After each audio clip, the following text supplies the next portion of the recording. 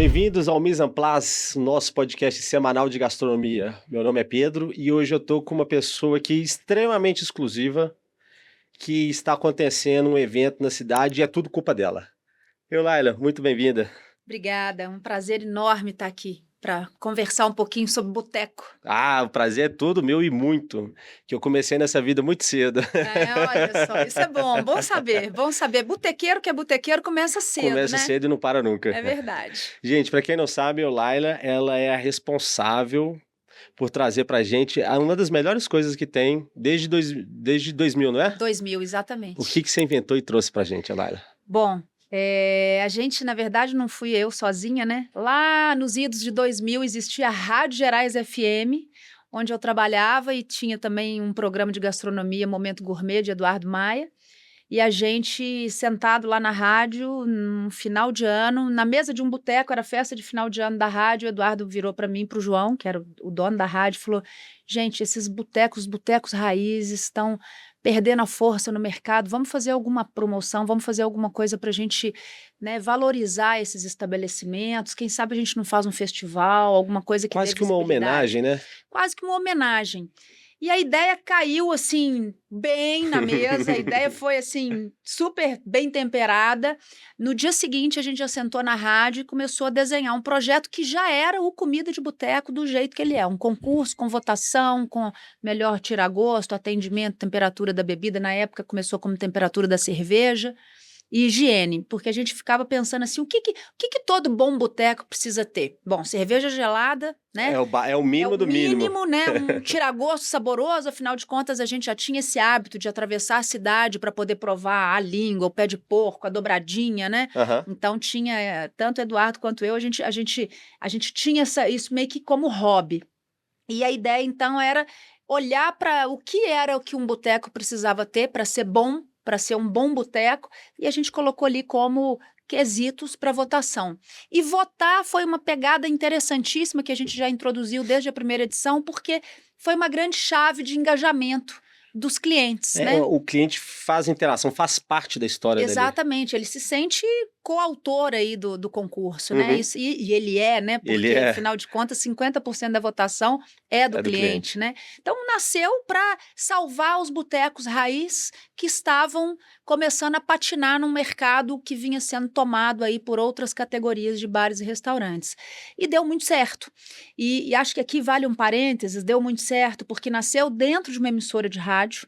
Então, ele nasceu como um produto promocional de uma emissora que falava para um público bastante formador de opinião. Uhum. Então, a gente pode dizer que o Comida nasceu com o privilégio de ter já um corpo de comunicação muito musculoso. E ali, já na primeira edição, vimos que a gente tinha criado uma coisa que estava apontando para um caminho de fazer sucesso. Tinha tudo para dar certo. Tinha tudo para dar certo. Belo Horizontino é botequeiro, não precisa dizer, né? Capital nacional dos botecos. Então, assim, a gente sabia que a gente estava ali mexendo com uma coisa que era do coração do Belo Horizontino. Pertence a nós, né? Exatamente. E você lembra no primeiro quantos eram os bares participantes? 10. Eram 10 botecos. 10 botecos. E tinha uma coisa curiosa que, assim, o evento já chamava, né? A gente colocou na rua como comida de boteco, né? Uhum. O nome era um desafio de comunicação. Como é que a gente vai falar de uma coisa que não existe?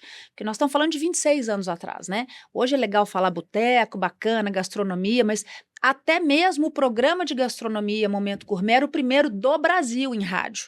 Isso numa época que a gastronomia não era nada chamativo igual é hoje, né? Não, é isso que eu tô dizendo. A palavra gastronomia não estava no dito vocabulário, popular, no vocabulário comum das pessoas, né?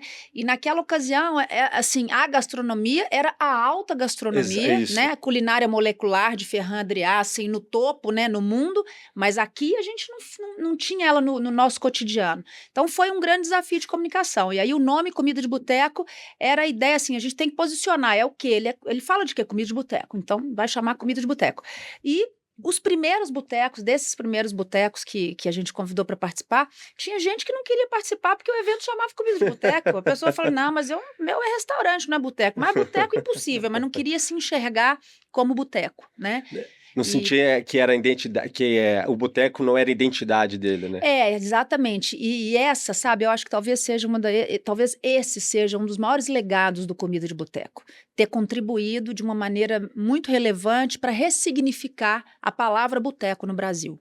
Hoje a gente vê bares sofisticados que têm na logomarca o nome boteco. Né? E é super valorizado por causa disso, super valorizado, né? Então, assim, e o dono de boteco hoje, ele tem orgulho de ser dono de boteco. Sim.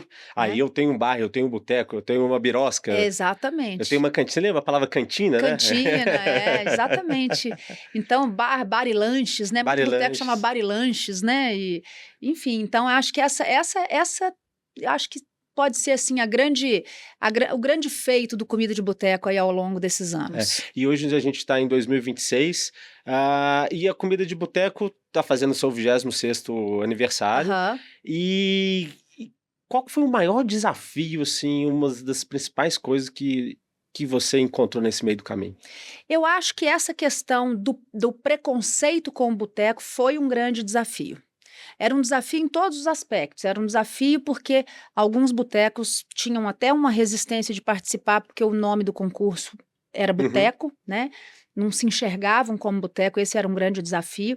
Quando a gente expandiu para outras cidades, a gente chegou a fazer uma pesquisa para ver se as cidades onde a gente queria ir teriam, de fato, sinergia com esse conceito, não só com o nome, mas com o formato do concurso. Aí a gente viu que o Brasil é botequeiro e ponto final, né? Mas, assim... E o berço é aqui? E o berço é aqui, né? Carioca fala que não, mas a gente briga e fica bandeira, né? Mas, assim, acho que esse foi um desafio, né? Romper esse lugar do pejorativo. E não só com o dono do estabelecimento, mas com o público também, com a imprensa, né? Então, assim, trazer esse boteco para um protagonismo foi um grande desafio do Comida de Boteco. E acho que por isso se tornou um grande legado hoje também. Mas tinham outros desafios, né? Então, assim, como comunicar lá atrás, nos primeiros, como é que a gente vai comunicar uma coisa que vai levar as pessoas para a rua, que está espalhado na cidade, que não é um evento que acontece num lugar só, né? Não é um estádio onde as comidas se encontram ali e as pessoas vão lá atrás. Esse era um desafio, porque... assim, a gente fala muito de inovação e associa inovação à tecnologia, né? Exato. Mas o Comida, ele foi muito inovador, porque ele trouxe um modelo de evento que era muito descentralizado. Colocou processos, né? E mudou comportamentos da sociedade para aderir ao novo modelo de estrutura, digamos assim. É uma proposta diferente, né? Assim, o Comida, o que ele é de fato? Ele é um concurso que faz o quê? Ele demarca um roteiro urbano, né? Que o ponto ali do roteiro é o boteco. E com isso ele vai promover uma outra relação da pessoa com aquela cidade, da pessoa que mora na cidade e o turista. Porque essa descentralização, ela nos obriga carinhosamente a visitar lugares que não são do nosso tratado cotidiano, exato. Né? E uma coisa que eu até estava comentando é que meados de 2006, 2007, eu lembro que teve um ano que eu fui em 9 bares diferentes. E a gente tem muito costume de sair ou perto de casa, ou perto do serviço, ou no meio do caminho, ou perto da casa dos pais, né, dos amigos. Mas tipo assim, eu não vou atravessar a cidade, sei lá, andar 15 quilômetros para ir num bar. Exatamente. E o Comida de Boteco proporciona esse tipo de experiência. Né? Exatamente. Tipo, você não conhece, então, mas vai lá para conhecer, vai no bar ali, quando você vai peraí, vou olhar, ver se tem mais uns 2 ou 3 para aproveitar a viagem. Exatamente. Aí você acaba... Cara, você acaba indo, vai para lugares que você nunca pensou em ir, né? Isso que eu acho melhor, você explora a cidade através dos bares.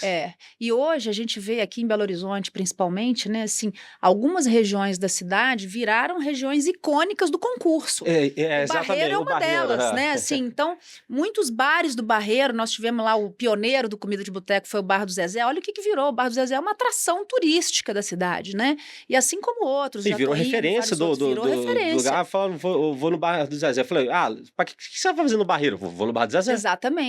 Então, assim, esse outro jeito aí de conhecer e de relacionar com a cidade é também um legado do Comida de Boteco que eu acho muito bacana, porque isso muda o comportamento, né, e promove a cidade, né, e mais do que isso, né, assim, quando você olha, cara, é um roteiro turístico, e é um roteiro turístico muito original, porque ele é demarcado por aquilo que é extremamente cheio de personalidade regional, né? O que não quer dizer, todo boteco do comida de boteco em Minas tem comida mineira, não Não necessariamente. Mas o necessariamente. jeito de fazer é o jeito que nós mineiros fazemos. Então, pode ser uma comida ucraniana que ela vai ter um tempero mineiro, e assim como em outras regiões do Brasil, né? Então, acho que essa possibilidade, né, da pessoa da cidade, do turista, conhecer e reconhecer aquela cidade pelo seu tempero, mas de forma descentralizada, é uma costura boa, é uma Uhum. costura boa de fazer. Eu escutei uma vez um comediante falando que, tipo assim,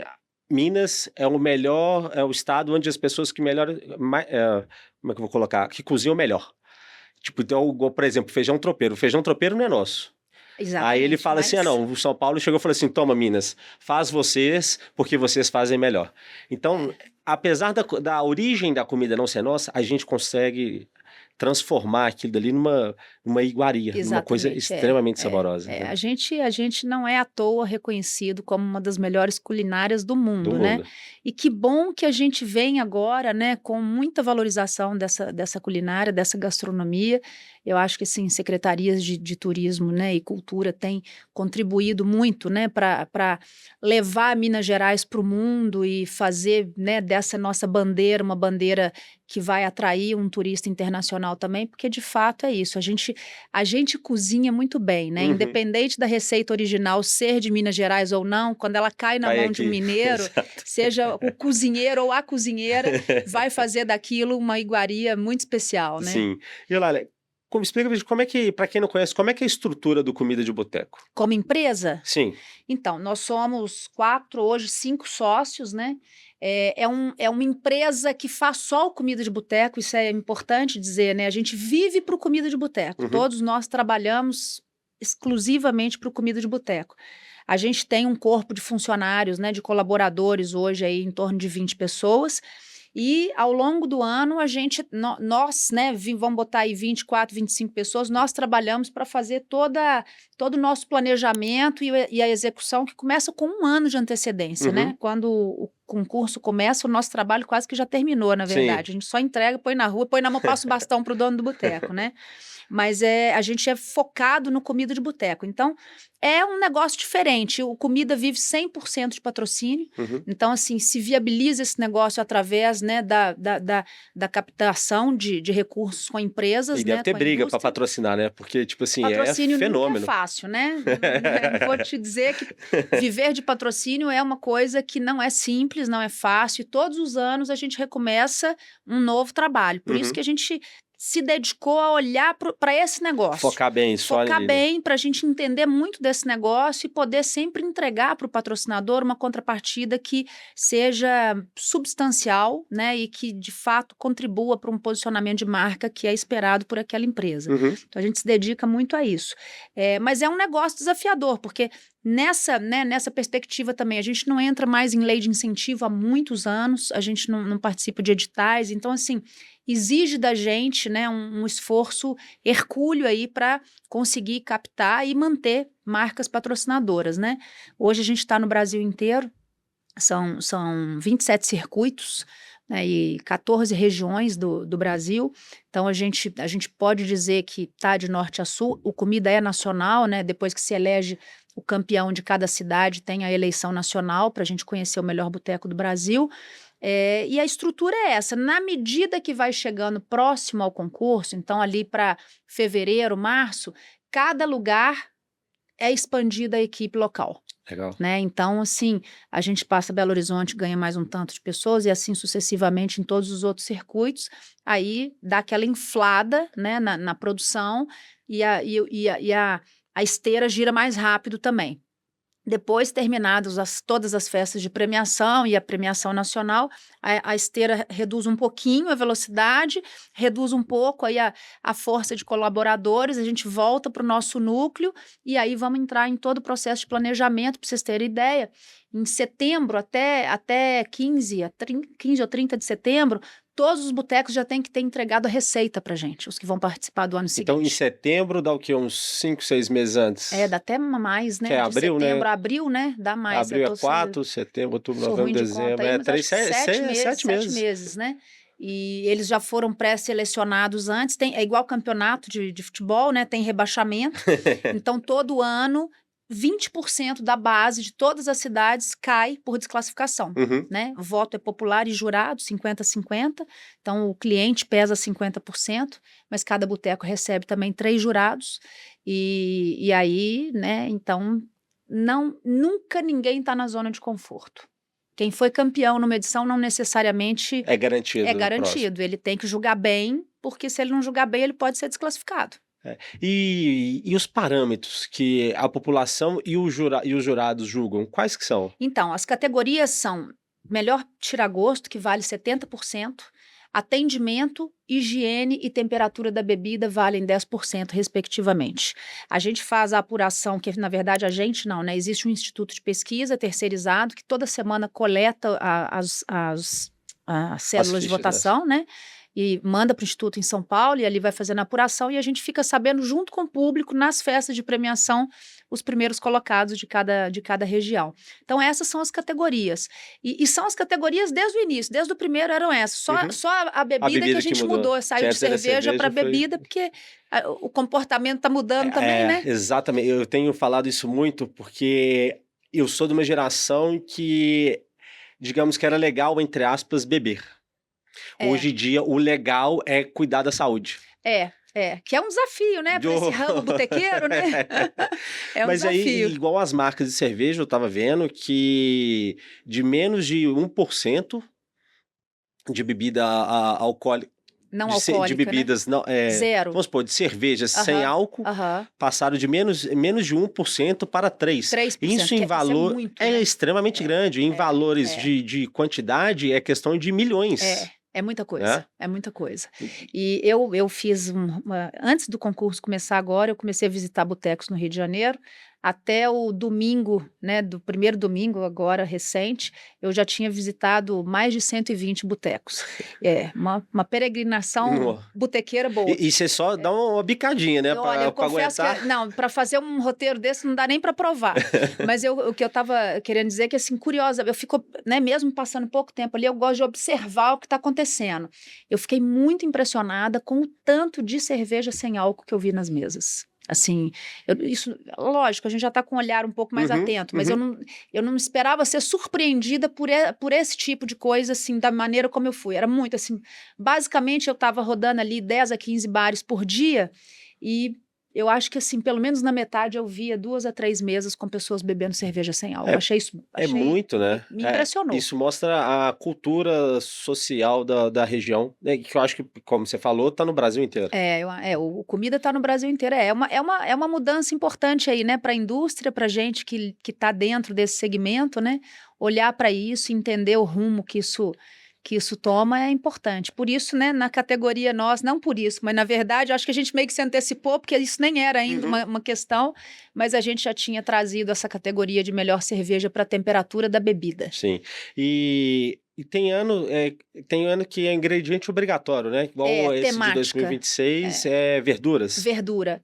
É bienal, né? Ano sim, ano não, a gente traz um tema.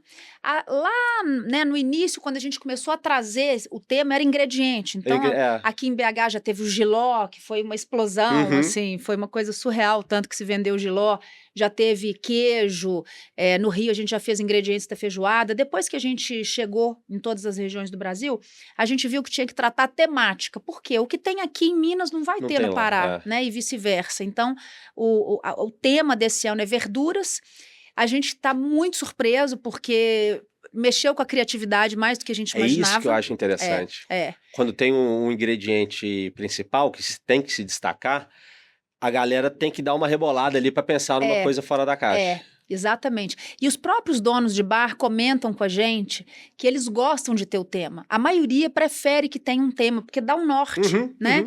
Porque senão fica muito amplo, e aí eles ficam muito inseguros. O que eu vou fazer? E o tema acaba dando uma orientação. Além de pensar no que eu vou fazer, o que meus concorrentes estão fazendo também. Exatamente. Então dá uma balizada, bom, tá todo mundo com o mesmo tema, mas a criatividade varia. Apesar de ser uma competição amistosa, mas tipo assim, eu quero ganhar. É lógico, né? Afinal de contas, é um concurso mas quem não quer subir no palco, né? Quem não quer levantar o troféu, Quem né? não quer levantar o troféu. E tem alguma história meio peculiar, alguma coisa assim que você pode soltar pra gente? Olha, eu tenho uma história que para mim é muito marcante, assim, no sentido de mostrar como que naquele momento o comida tinha entrado no coração do Belo Horizontino.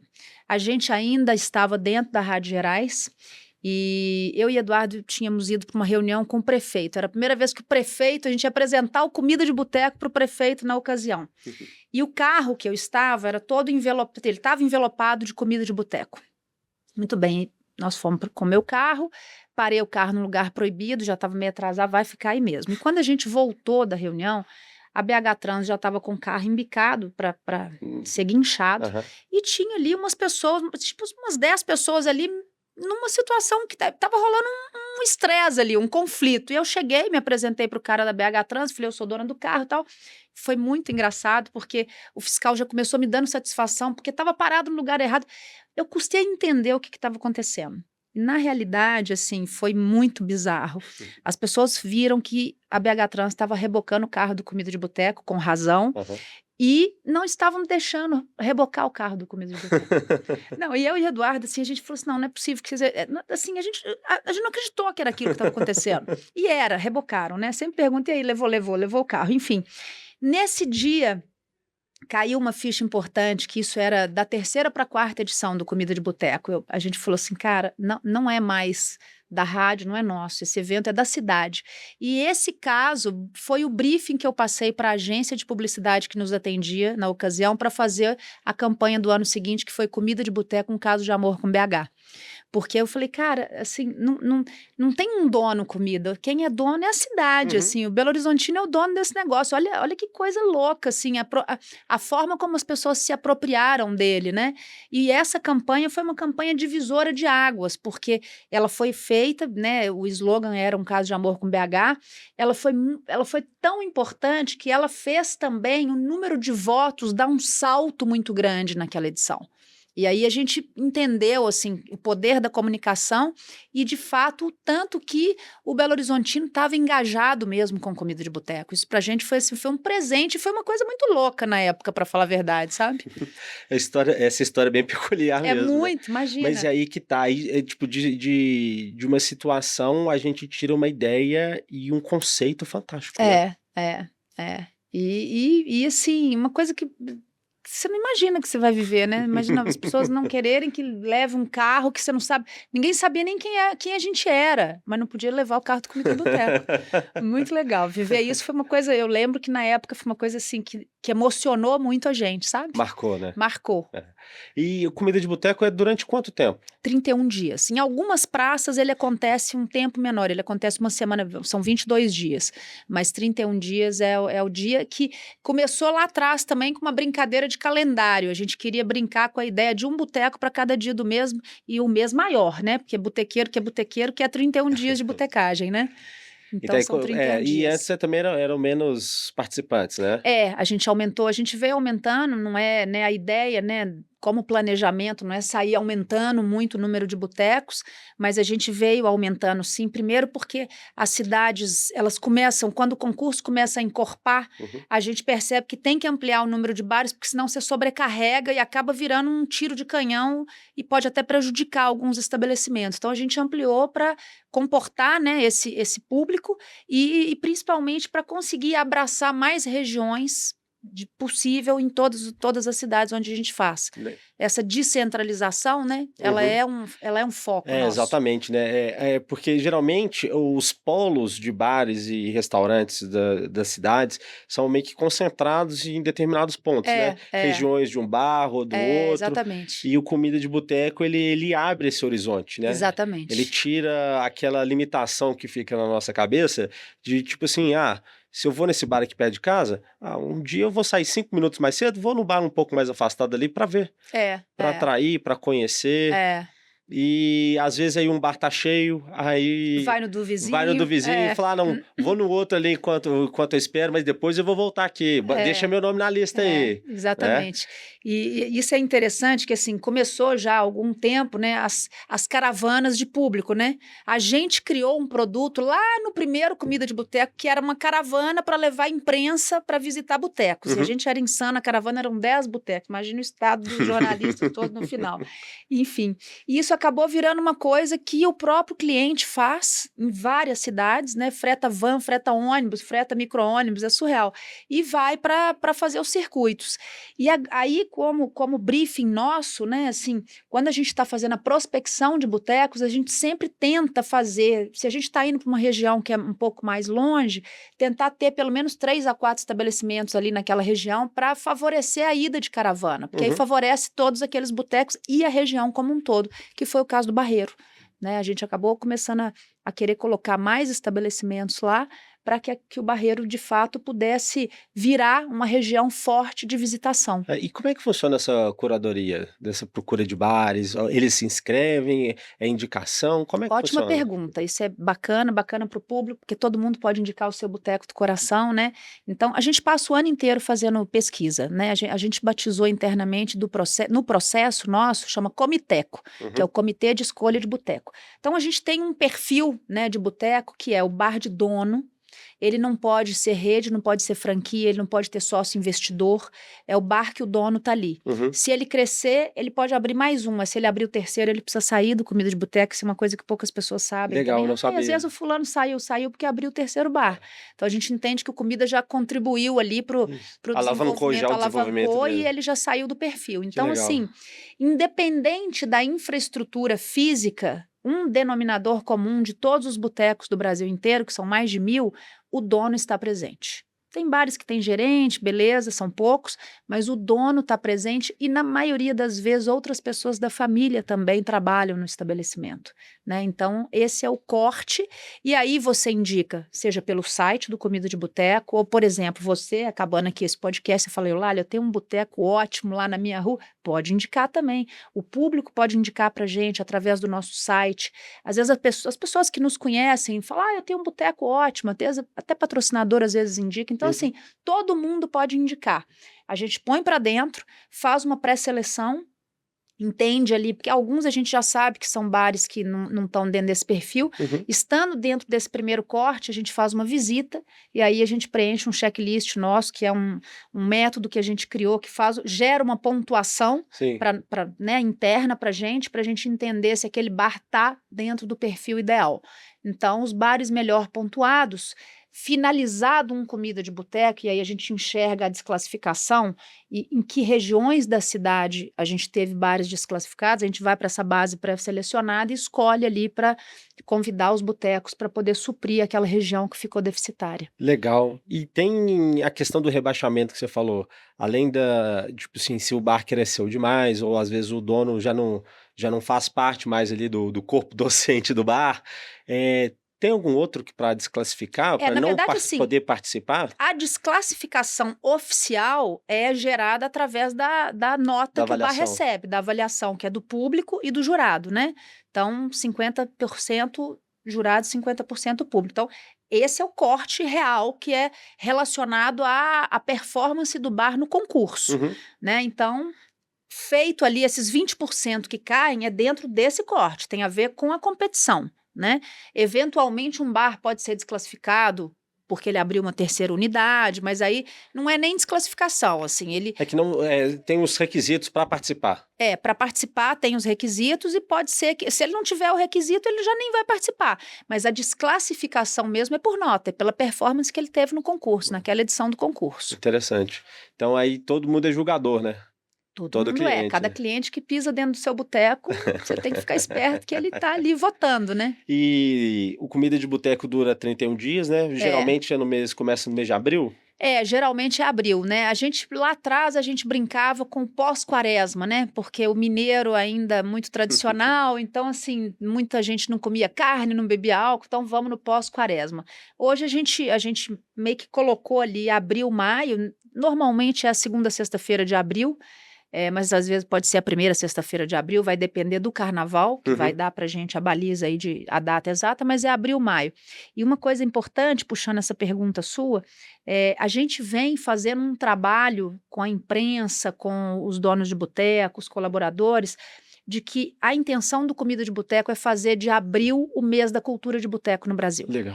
Então, assim, até em termos turísticos, assim, é dizer que tem, né, você tem Carnaval, você tem o São João, você tem Páscoa, festa junina, Halloween. mas você tem também no Brasil uma ocasião para você conhecer a cultura de boteco e essa cozinha raiz que o brasileiro faz. Que interessante. Então, essa é intencional essa data ser cravada e o projeto é feito simultaneamente em todas as regiões exatamente para isso. Isso é muito interessante, porque aí tipo assim, divide o calendário, né? Tipo, no começo do ano, o que tem? Não, tem Páscoa, tem comida de boteco. Exatamente. Aí no meio do ano tem festa junina, final do ano tem Natal, Dia das Crianças, Semana das Crianças. Exatamente. Mas, nossa, fantástico, que fica uma data previamente já agendada. Exatamente. E assim, do ponto de vista do setor, é um momento ruim para bares e restaurantes. Né? Abril começa a esfriar, já passou carnaval, né? Então, assim, como ocasião de consumo, não era o melhor momento para os bares. Hoje, se você perguntar para qualquer bar do Comida de Boteco, é o verão. É o melhor momento. Comida de boteco se não é o primeiro melhor momento do ano, é o segundo melhor momento, mas na maioria das vezes é o primeiro melhor momento, é o que faz o caixa do ano. Legal. Então a escolha das datas não é meramente o acaso, não, tem um motivo. Teve planejamento. Que fantástico. Teve planejamento. Eu não tinha pensado nisso. Teve planejamento, não foi aí são 31 dias de comida, aí no final tem um evento, não é? Aí a gente faz as festas de premiação, que cada circuito tem a sua festa de premiação. BH ficou muito famosa a Saideira, né, que era a festa que já foi uma festa de 20 mil pessoas, 40 mil pessoas. Ela era uma festa que a gente reunia todos os botecos participantes, e ali com muitos shows de músicos, né, mineiros e brasileiros. Então é uma festa que sempre privilegiou muito, inclusive, artista mineiro, assim, menos famoso. A gente, né, abria aquela janela ali de oportunidade para o artista se apresentar, convidava também artista de fora e fazia uma festa de música e cultura e comida, né? Querendo ou não, acho que o organismo, desde o começo, foi alavancar os pequenos, né? Ou os não tão conhecidos. Nasceu para isso. A missão do Comida de Boteco é transformar vidas através da cozinha de raiz, boteco extensão de sua casa. Essa missão hoje, quando a gente criou comida, a gente desenhou a primeira missão, que era resgatar e valorizar a culinária de raiz, boteco tradicional. Então, assim, a gente criou Comida de Boteco para salvar os botecos que estavam fechando, que estavam perdendo lugar no mercado. Eu achando que era só para engordar e embriagar a gente. Não, a gente não tinha dimensão que o negócio ia ficar do tamanho que ficou, porque foi uma coisa meio de paixão, e cada dia crescendo mais, né? Tá crescendo mais. E é legal, assim, eu acho muito bacana você perguntar isso, né? Hoje se usa muito a palavra propósito, eu tenho até um pouco de preguiça às vezes, assim, porque eu acho que meio que vulgarizou. Mas, assim, se tem uma coisa que nasceu com propósito, foi o Comida de Boteco. Porque a gente não imagina, assim, não tinha uma aspiração financeira. Tipo assim, a gente não sentou e falou, vamos desenhar um produto. Não, a gente sentou e o Eduardo virou e falou assim, vamos fazer uma coisa para salvar o Boteco Raiz? E a gente desenhou junto Comida de Boteco. E a Rádio Gerais foi a grande patrocinadora e viabilizadora disso, né? Acho que temos que fazer aí essa honraria a João Guimarães, que era o dono da rádio, porque ter nascido dentro de uma emissora de rádio, né? E aqui nós estamos numa emissora de rádio, eu quero fazer essa entrega, esse feedback, né? Para o meio rádio, ter nascido dentro de uma emissora de rádio, eu não tenho a menor dúvida que foi a grande chave do sucesso do Comida de Boteco, né? Assim, ele vamos dizer que ele alavancou assim 10 anos para o Comida de Boteco, para o concurso, né? Assim, distanciou de um projeto cultural bem intencionado para um produto cultural bem sucedido, né? Acho que essa raiz dentro de uma rádio foi, assim, absolutamente fundamental para o sucesso do Comida de Boteco. Nossa, eu tô até arrepiado de saber o motivo, eu adoro saber disso, o motivo e o porquê de tudo. Pois é, nasceu para salvar os piquititos. E virou isso aí, e os piquititos hoje estão famosíssimos, né? Estão demais. E uma coisa que é muito legal, quando a gente colocou o primeiro Comida de Boteco, né, tinha-se o preconceito com a palavra boteco, Muitas vezes o dono do boteco tinha preconceito por causa da palavra, e a gente não via um dono de bar falar que queria o filho trabalhando ali. A sucessão familiar em boteco era uma coisa rara. Hoje, a gente assiste muito essa sucessão acontecer, e mais do que isso, as gerações que entram, elas entram com mais sangue no olho, querendo fazer daquele boteco um negócio bem-sucedido, sem perder a raiz, entendendo que existe um posicionamento de mercado que se chama boteco, e a gente vê botecos como o Palhares, aqui em Belo Horizonte, entrando já na 4ª geração. Isso eu acho que é uma coisa também que o Comida contribuiu muito para fazer com que esse perfil de estabelecimento comercial ganhasse tanta notoriedade a fazer valer com que as pessoas da própria família queiram dar perenidade a esse comércio, a esse negócio, sabe? Para mostrar para a sociedade que eles fizeram parte da criação da própria cidade. Exatamente. E que ainda querem fazer parte disso para frente. Exatamente, Né? exatamente. Que o Palhares, eles começaram para suprir a necessidade dos trabalhadores que estavam construindo Belo Horizonte. E se você olhar, isso é a origem do boteco no Brasil. Sim. Que começou lá no Cais do Porto, no Rio de Janeiro, pequenos armazéns para suprir necessidade dos estivadores ali, né? Então, assim, esse é o boteco. Ele nasce de uma necessidade e ele acaba virando uma real necessidade para a saúde social da cidade, né? Então, acho que nós estamos falando de lugares que eles hoje têm uma representatividade extremamente relevante para o nosso contexto social. Né? Gastronomia nem se fale, mas para a nossa sociabilidade, para esse exercício, né, de sociabilidade do brasileiro, talvez o boteco seja um dos lugares mais importantes aí para gente ser cidadão. E né? tem que continuar mantendo a estrutura, né? Exatamente. Não perder para as grandes marcas, para as franquias. Exatamente. Porque tipo, é a história da cidade, é a história de famílias, que é pessoas que construíram a cidade, que constrói, que contribui para o divertimento, o trabalho, com tudo em geral, eu acho. Não, sem dúvida. E aí, puxando um gancho do que você está falando, quando a gente contrata colaboradores novos, né, quando eles estão no treinamento sobre o que é o Comida de Boteco, uma das coisas que a gente fala para o nosso novo colaborador é: a gente não faz um concurso, a gente conta a história de vida das pessoas. Então, assim, internamente a gente trabalha isso dentro do nosso modus operandi do ponto de vista conceitual. Nós estamos aqui para contar a história de vida de pessoas por trás de determinado balcão.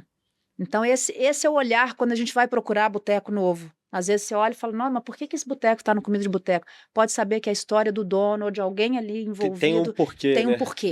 Né? É porque o cara, que algumas pessoas devem pensar, eu não sabia, eu comecei até essa indagação recentemente.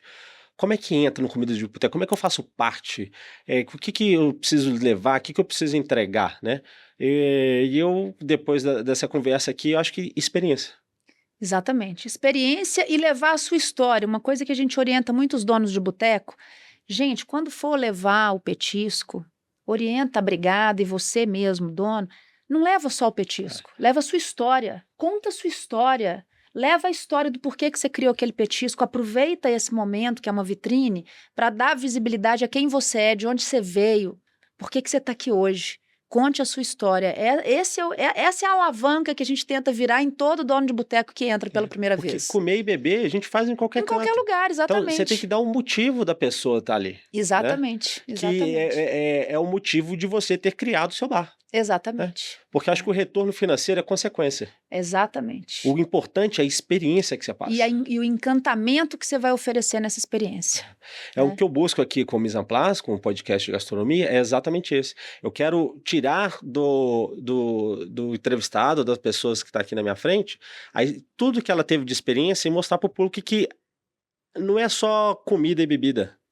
Exatamente. É experiência de vida, é histórias, é sensações. Sem dúvida. É momentos, né? Sim. Que a gente mineiro, a gente tem muito disso, né? A nossa história convive muito atrás da comida. Exatamente. Almoço de família na casa dos pais, dos avós, aquela nostalgia da infância. Sim. Que a gente vai trazendo, esse doce eu aprendi com a minha avó, que a minha avó aprendeu com a mãe dela, que trouxe lá de não sei da onde, ou que veio refugiado, veio fugido, ou veio para se desenvolver aqui na cidade. História, né? História, né? Então, esse eu acho que é o maior legado que a comida de boteco pode dar pra gente. E aí eu vou dar um feedback aqui agora para o seu programa, para o seu podcast, né? É muito legal chamar mise en place, né? Porque talvez as pessoas, tem pessoas que estão ouvindo aqui que não sabem até o que é mise en place, né? E mise en place é a preparação para fazer o prato, né? Exatamente. E é muito bom, porque é isso que você oferece aqui à audiência, né? Como é que esses pratos são preparados, né? Como é que é a preparação do prato comida de boteco, Isso, né? é porque é muito fácil você ver ali o negócio pronto na sua frente e julgar, falar, isso é gostoso, exatamente. É porque eu sinto assim assado, isso aqui. Mas esquece de o que é tudo. O que veio antes para preparar aquilo ali, todos né? os processos, todos os ingredientes, as histórias por trás de como chegou naquilo dali. Exatamente. E hoje eu tô sabendo do comida de boteco, que para mim era só um conjunto de bares pra gente experimentar. Mas além de explorar a cidade, conta a história de cada um deles. Sem dúvida, conta a história e engaja, né, o cliente para querer ouvir essa história. A gente escuta muito de dono de boteco uma coisa importante, que é assim, nossa, o cliente de comida de boteco quer saber quem eu sou. Eu falei, então pronto, então quer dizer que a gente fez um trabalho bem feito. Então você conseguiu, né? Você não precisa tirar 10 em tudo, mas você conseguiu aquilo ali, você transformou exatamente. uma vida. Eu acho que isso para mim é sensacional. É isso aí. Lália, então eu queria ter mais umas 2 horas com você aqui. O papo de boteco é sempre bom, né? É bom demais. Mas muito obrigado, eu sei que seu tempo é escasso e eu agradeço demais pela sua presença. Eu que agradeço, é sempre uma oportunidade muito boa, porque todas essas perguntas que você fez, se você não tivesse feito, o público não saberia, né? E olha que eu sou curioso, ainda tem mais um milhão de coisas. Então eu que agradeço. Pra gente conhecer mais do Comida de Boteco, tem o Instagram, o site, como é que é? A gente tem o Instagram, Comida de Boteco, né? Tem o site, comidadeboteco.com.br, e é tudo comida de, né? D-I-B-U, né? Igual o mineiro fala. A gente faz questão de falar, igual o mineiro fala. É B-U mesmo. B-U mesmo de boteco. E aí tem o site, tem o Instagram, tem TikTok, tem Reels, tem essa coisa toda aí que já fica até Mas você tá lá fazendo dancinha também? Pelo amor de Deus, não, eu vou fazer dancinha no boteco. Então eu agradeço mais uma vez. Eu que agradeço. Gente, não esqueçam de seguir o Comida de Boteco nas redes sociais, entrar no site Comida de Boteco e no Comida de Boteco, avaliar, porque além de você estar ajudando o bar, você está agregando valor à sua vida, porque cada comida é uma história, cada bebida é um momento diferente, com pessoas diferentes você vai conhecer, são lugares diferentes você vai conhecer, são experiências, e a vida é feita de experiências, tá bom? Maravilhoso, muito obrigada. Obrigado, gente. Seguimos, não esqueçam de seguir a gente também no @escutocheiro no Instagram. Obrigado e até a próxima.